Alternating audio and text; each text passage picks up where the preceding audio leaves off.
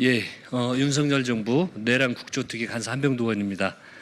내일이 국정조사 기간 보고가 시작이 됩니다.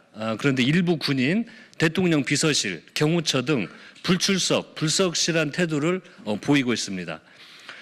국회가 취할 수 있는 모든 조치를 끝까지 취할 것임을 엄숙히 경고하는 바입니다.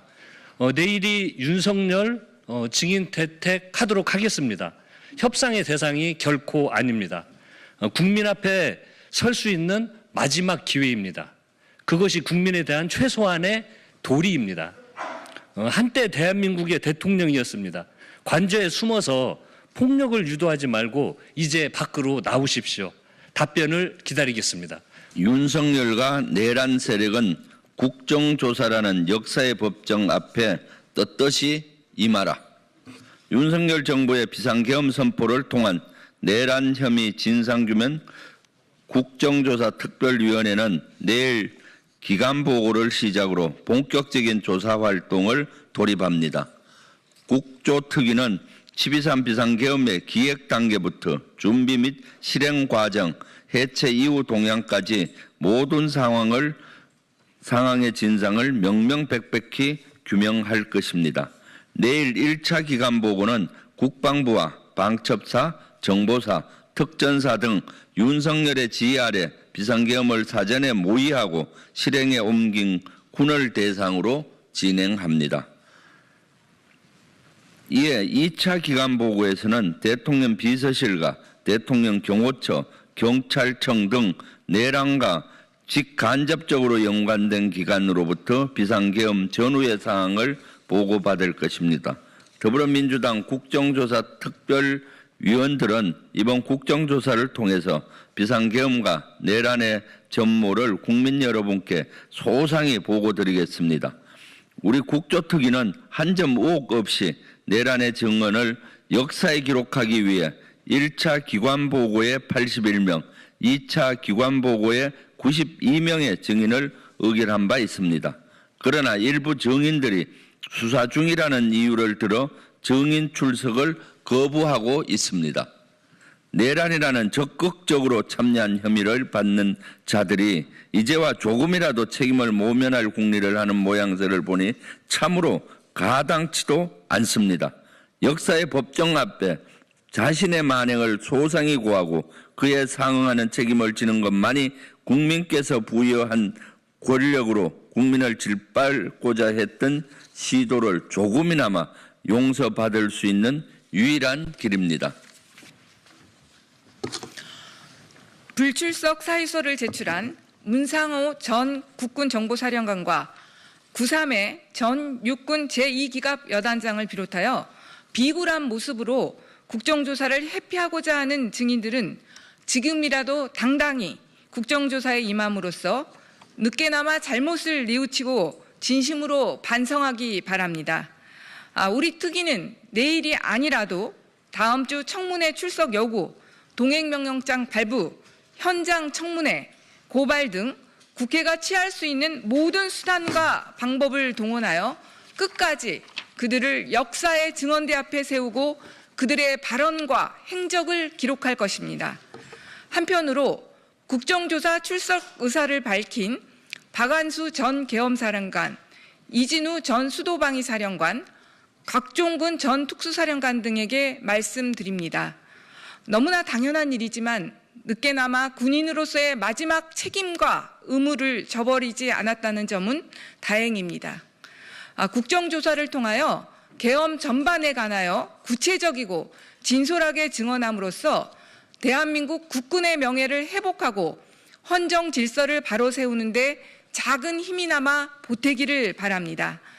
아직 명확한 출석 의사를 밝히지 않은 여인영 전 방첩사령관도 반드시 국정조사에 출석하기를 촉구합니다. 아울러 국조특위는 다음 주 청문회 증인으로 내란 수괴 윤석열을 반드시 채택할 것입니다. 이번 국정조사는 사법 절차를 앞둔 윤석열이 국민 앞에 떳떳이 설 수 있는 마지막 기회입니다. 대통령직을 수행한 자로서 최소한의 양심을 가지고 있다면 국회의 출석 요구에 응하십시오. 그것이 본인을 뽑아준 국민에 대한 마지막 도리입니다. 국민의힘에도 경고합니다. 윤석열의 증인 채택 여부는 협상의 대상이 아닙니다. 비상계엄과 내란 진상규명에 일말의 의지가 있다면 증인 채택에 반대해서는 안 됩니다. 한 줌에 불과한 구구 세력에 부하 내동하여 제대로 된 특이활동을 거부한다면 거대한 국민적 비판과 역사의 심판을 면하지 못할 것임을 명심해야 합니다.